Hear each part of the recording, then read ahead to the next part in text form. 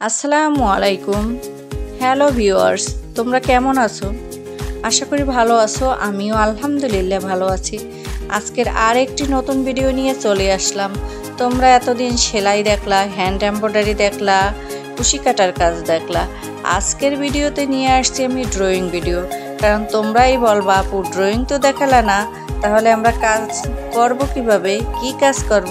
তাহলে আজকের ভিডিওতে তোমরা ড্রয়িং দেখতে থাকো। প্রথমে আমি একটি নিলাম সাদা কাগজ, স্কেল, কলম। এই সাদা কাগজটাকে তোমরা কাপড় ভেবে নাও।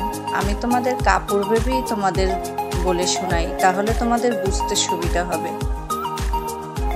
প্রতিটি সূচের রেখা যেন একটি গল্প বলে।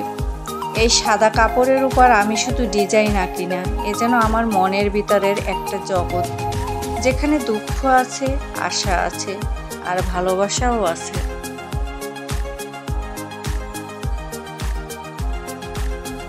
অনেকেই ভাবে হাতের কাজ শুধু শিল্প না, এ যেন ধৈর্যের পরীক্ষা, ভালোবাসার ভাষা। এই কামিজের ডিজাইনটা আমি করছি শুধু সৌন্দর্যের জন্য না, বরং প্রতিটি রেখায় আমি রাখছি আমার অনুভূতি, আমার সময় আর স্মৃতি। এই ডিজাইনটা শুধু যে কামিজে ড্রয়িং করতে হবে তা না, এটা কিন্তু নকশিকাতার ডিজাইনও ড্রয়িং করতে পারেন। এবং আপনাদের যে কোনো জিনিস পছন্দের কোনো কিছুর বর্ডার লাইন হিসাবেও ব্যবহার করতে পারেন। যে যেমনভাবেই ব্যবহার করেন না কেন, আমি শুধু ডিজাইনটা আপনাদের সাথে শেয়ার করছি। আপনাদের পছন্দ মতো কোথায় রাখলে কিভাবে ভালো হয় সেটা আপনাদের সিদ্ধান্ত। কখনো মনে হয় এই কাপড়টা আমার মতোই নীরব, তবুও প্রতিটি সূচের আঁচড়ে হাসে, কাঁদে, বেঁচে ওঠে।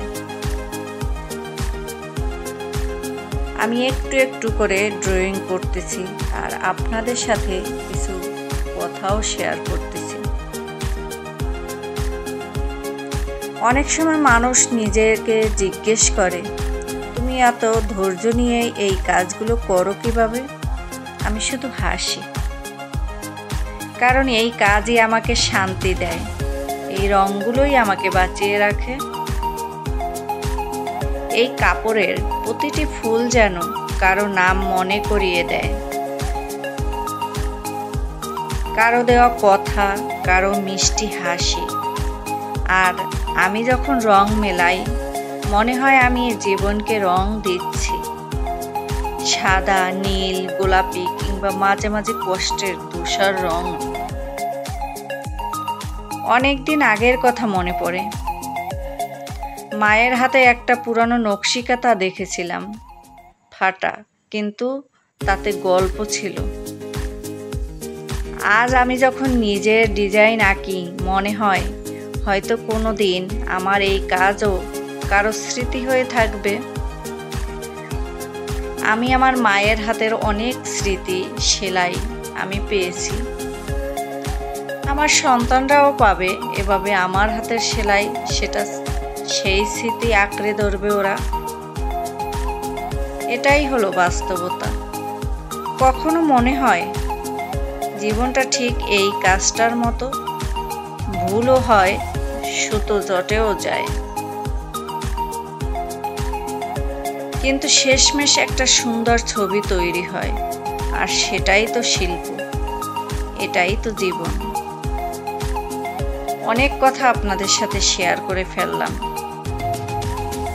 তবে এখন আমার ড্রয়িংটা আপনারা দেখতে থাকুন আর ব্যাকগ্রাউন্ড মিউজিক উপভোগ করতে থাকুন।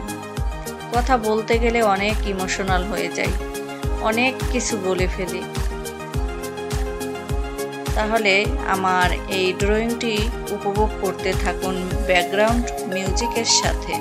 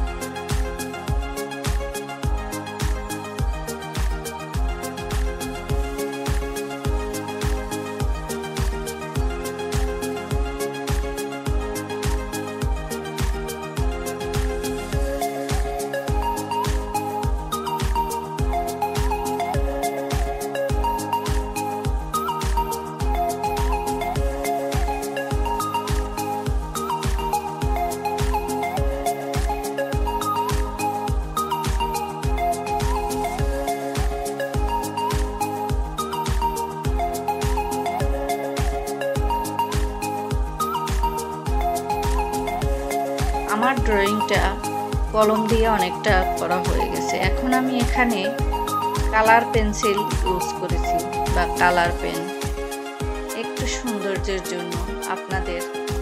এখন তো আমি ড্রয়িং করছি, এটা তো সেলাইয়ের মাধ্যমে আমি কাগজের উপর ফুটিয়ে তুলতে পারবো না, তাই একটু কালার পেন ইউজ করেছি।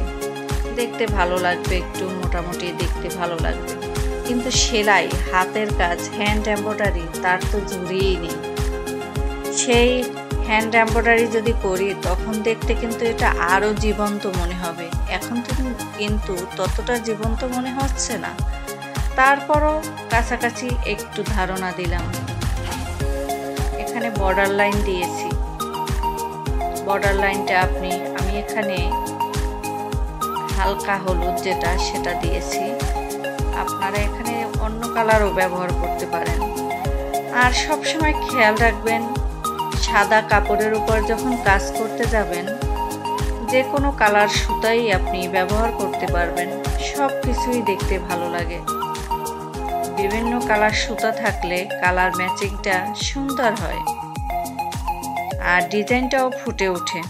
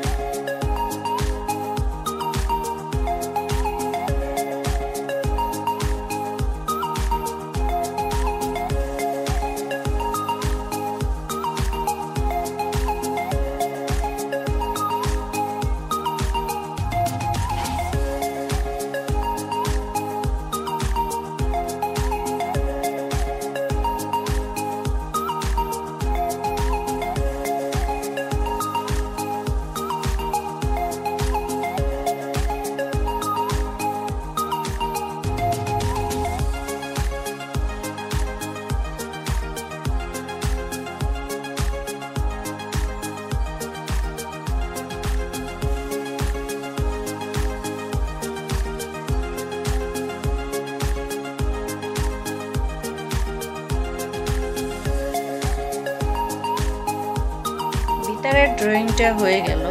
এখন আমি পাশে যে বর্ডার লাইন সেখানেও আমি ছোট ছোট ফুলের পাপড়িগুলো দিয়ে দিচ্ছি।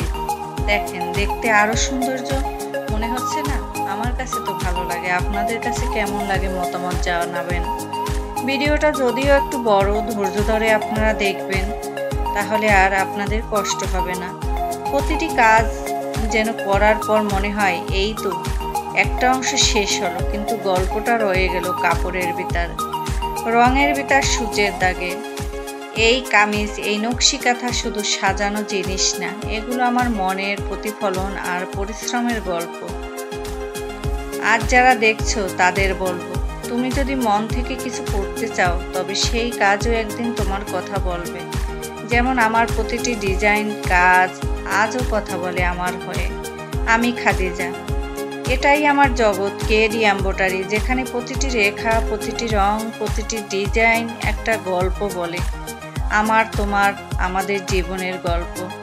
সবাই ভালো থেকো, সুস্থ থেকো, নিজের প্রতি খেয়াল রেখো, আর মন ভালো করার জন্য আমার চ্যানেলে চলে এসো, আমার সাথে গল্প করো, আমার কথাগুলো শোনো, তাহলে দেখবে তোমাদের মন ভালো হয়ে গেছে। সবাই ভালো থাকো।